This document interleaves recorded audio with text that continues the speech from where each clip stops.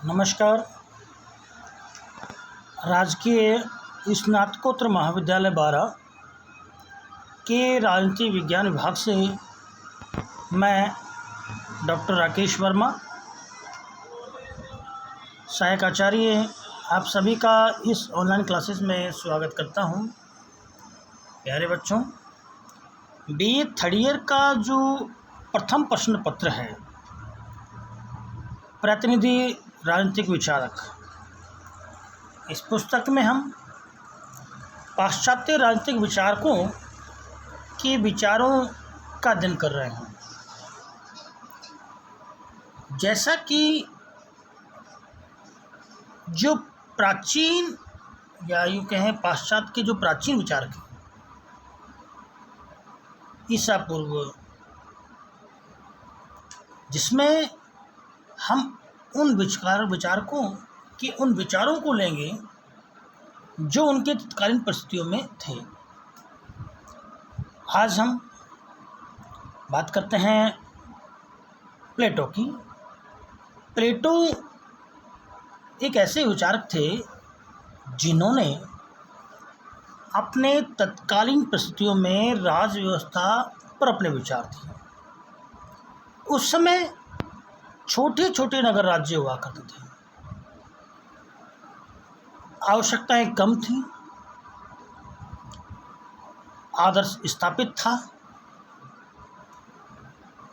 तो उन्होंने उस समय जो विचार दिए उसकी उस समय प्रासंगिकता थी, आज भी कुछ मायनों में प्रासंगिकता है।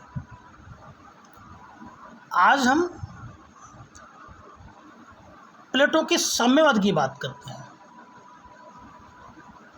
साम्यवाद का अर्थ है कि कोई भी वस्तु है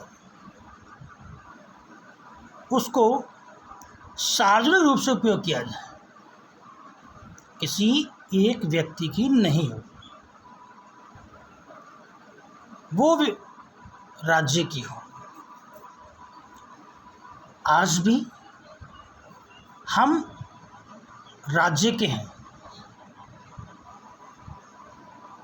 हम मानव संसाधन में आते हैं। मानव जो है वो राज्य का है, हर वस्तु राज्य की है।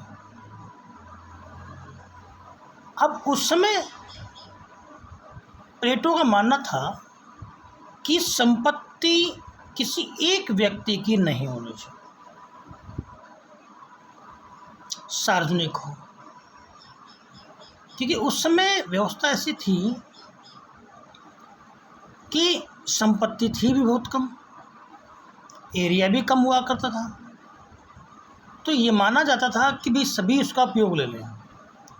उसी में प्लेटो ने क्या किया कि संपत्ति का और पत्नी का साम्यवाद स्थापित किया।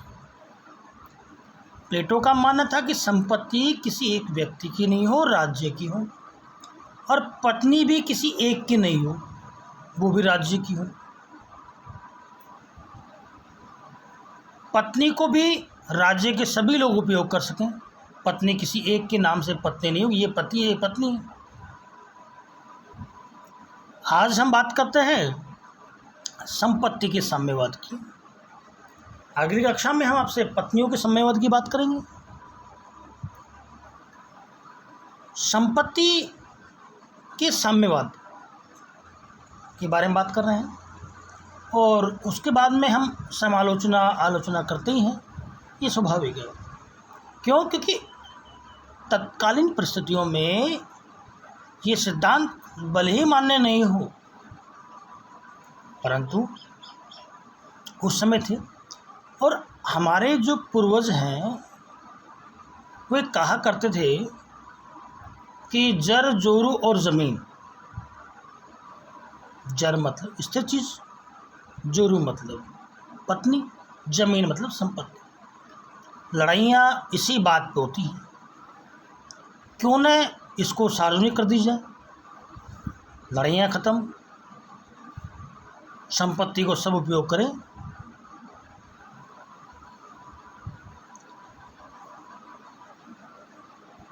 प्लेटो ने अपने आदर्श राज्य के लक्ष्य की प्राप्ति हेतु दो साधनों का प्रतिपादन किया। एक राज्य नियंत्रित शिक्षा और दूसरा संरक्षक वर्ग के लिए संपत्ति और पत्नियों का साम्यवाद। इस साम्यवादी व्यवस्था का प्रतिपादन करने का उसका मुख्य उद्देश्य शिक्षा के माध्यम से शासन कला में पूर्णतः प्रशिक्षित होने के बाद भी संरक्षक वर्ग के सदस्य कंचन और कामनी के प्रति आकर्षित होकर अपनी चारित्रिक दुर्बलताओं के कारण पथभ्रष्ट हो सकते हैं। अतः उनको इस खतरे से सुरक्षित करने हेतु उसने न रहेगा बांस और न बजेगी बांसुरी के सिद्धांत का पालन करते हुए संरक्षक वर्ग के सदस्यों के व्यक्तिगत संपत्ति और परिवार व्यवस्था का ही उन्मूलन कर दिया तथा उसके स्थान पर इस दृष्टि से उनके लिए सामूहिक संपत्ति और परिवार की प्रथा का प्रतिपादन किया ताकि आदर्श राज्य व्यवस्था का पतन न हो। प्लेटो का मानना है कि जो शासक वर्ग और जो सैनिक वर्ग है, जो राज्य की शासन व्यवस्था को संभालता है, जो राज्य की सुरक्षा करता है, उनको किसी प्रकार की कोई संपत्ति रखने का अधिकार नहीं होना चाहिए। यहाँ तक तो बात है। उनका मानना है कि उनको पत्नी रखने का भी अधिकार नहीं होना चाहिए, क्योंकि पत्नी रखेंगे तो मोह पैदा होगा और बच्चे होंगे तो बच्चों में लगाव होगा, तो वो राज्य के प्रति अपनी निष्ठा और कर्तव्य भूल जाएगा। इसलिए मानव की आवश्यकताओं को ध्यान में रखते हुए, मानव की सुख सुविधाओं को ध्यान में रखते हुए इन्होंने ये माना कि संपत्ति जो है वो जो शासक वर्ग है वो ना रखे और ना ही परिवार रखे, बाबा जी बन के रह जाओ। इस टाइप की व्यवस्था उन्होंने की। इससे क्या होगा कि उनमें मोह पैदा नहीं होगा। आवश्यकता होती है, हर व्यक्ति अच्छे मकान में रहना चाहता है,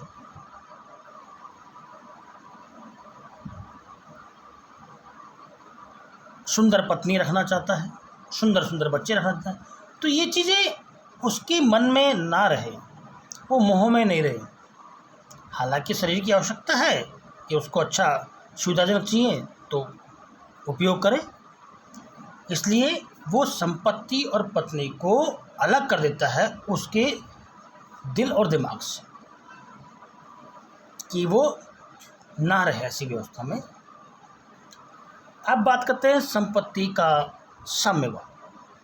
जो उसका आदर्श राज्य है उसकी व्यवस्था ये, हम नहीं चाहते कि हमारे पास ऐसी व्यवस्था हो। उसका आदर्श राज्य, उसने कल्पना की कि ऐसा आदर्श राज्य होना चाहिए।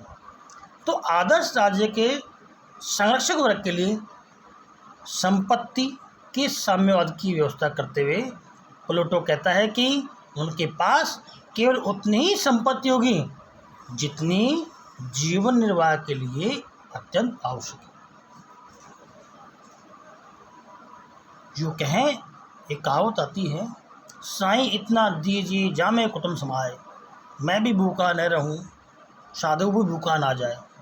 इस सब की व्यवस्था सुनी होगी।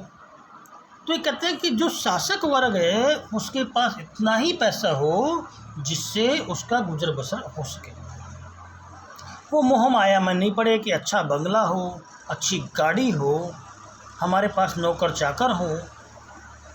ऐसी व्यवस्था में वो नहीं जाए। एक साधु की तरह जिंदगी एकदम स्वच्छ निर्मल दिल हृदय वाला होना चाहिए, जिसके लिए पूरा राज्य पुत्र के समान हो और खुद उनके पिता के समान हो।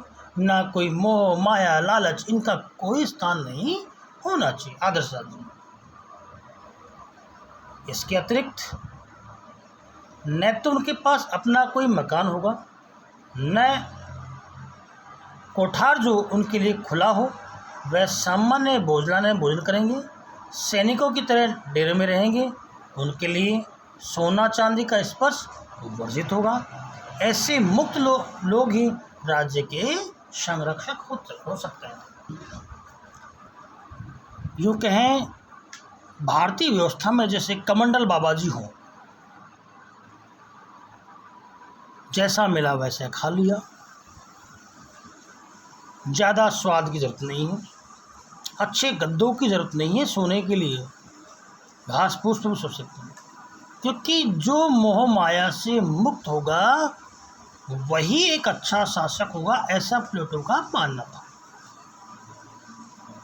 व्यक्ति में लालच, घृणा, द्वेष, ये मोह माया से ही बनते हैं। घरों गांव में जो लड़ाइयाँ होती हैं वो मोह माया से होती हैं। जिसने मोह माया को त्याग दिया उसके लिए यही स्वर्ग है और यही नरक है। क्यों? क्योंकि उसको अपना जीवन इस टाइप का बना के रहना पड़ता है कि वह एकदम शांत प्रिय और केवल लोगों की भलाई का काम करे। संपत्ति के साम्यवाद की जो विशेषता है उसके बारे में प्लेटो ने क्या कहा, इसके बारे में बात करते हैं। पहला, संपत्ति का साम्यवाद आदर्श राज्य के सभी नागरिकों के लिए नहीं, सिर्फ संरक्षक अर्थात शासक तथा सैनिक वर्ग के लिए। प्लेटो ने 3 वर्ग बताए हैं, शासक वर्ग, सैनिक वर्ग और एक है उत्पादक वर्ग। तो प्लेटो का मानना है कि जो संपत्ति का साम्यवाद है वो केवल शासक वर्ग और सैनिक वर्ग के लिए लागू, उत्पादक वर्ग से अलग रहेगा।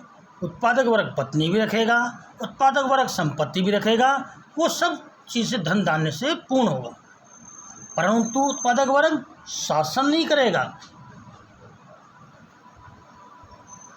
दूसरा, इसका उद्देश्य राजनीतिक है, आधुनिक साम्यवाद की तरह आर्थिक नहीं है।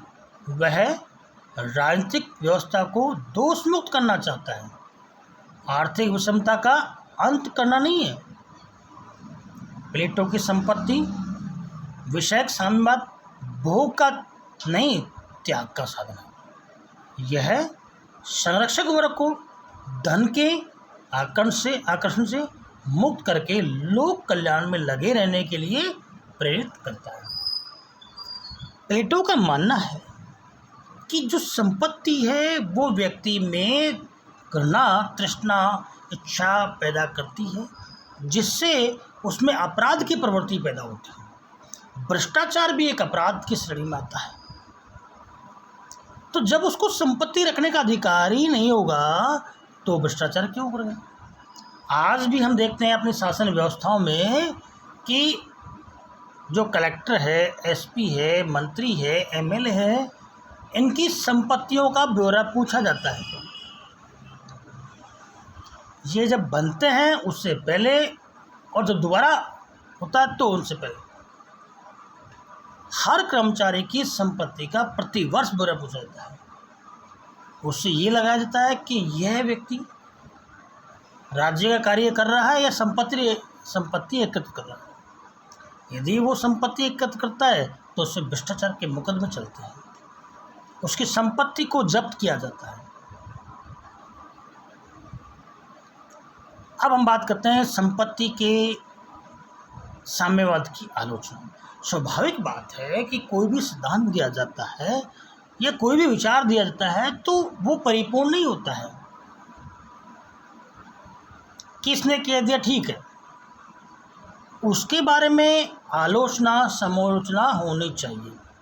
यदि वो नहीं होगी तो उसके सिद्धांत की कैसे पुष्टि होगी कि ठीक है या नहीं। प्लेटो द्वारा प्रतिपादित संपत्ति के साम्यवाद की सबसे कटु आलोचना उनके शिष्य अरस्तु ने की। पहले बात कहते हैं कि मनुष्य की मौलिक प्रवृत्ति की अवहेलना। अरस्तू का कहना है कि संपत्ति के स्वामित्व की इच्छा प्रत्येक मनुष्य की एक मौलिक प्रवृत्ति है, लेकिन प्लेटो की संपत्ति का साम्यवाद इसकी अवहेलना करता है। मनुष्य संपत्ति में अपने जीवन की सुरक्षा सार्थकता का अनुभव करता है, लेकिन प्लेटो संपत्ति का साम्यवाद प्रतिपादित कर व्यक्ति से ये आनंद और आत्मविश्वास का भाव छीन लेता है। यहाँ अरस्तु कहता है कि यदि व्यक्ति को संपत्ति नहीं रखे हो, तो जब वो शासन व्यवस्था से निकले या उस पर कोई ऐसा आरोप लगा दिया जाए जिससे वो शासन व्यवस्था से निकलता है, तो उस समय क्या होगा, उसका फ्यूचर क्या होगा, उसका भविष्य क्या होगा। इसलिए संपत्ति होना व्यक्ति के लिए आवश्यक है, और सिर्फ संपत्ति वो एकत्रित नहीं कर सकता तो उसका शासक रहना ही बेकार माना जाता है उसके लिए, क्योंकि वो आनंद की अनुभूति नहीं करता है जो एक शासक वर्ग चाहता है। यूँ कहें कि इतना त्याग करने के बाद यदि कोई शासन व्यवस्था या शासन मिलता है तो उसका कोई औचित्य नहीं होगा। निजी संपत्ति का उन्मूलन सामाजिक संघर्ष को जन्म देगा।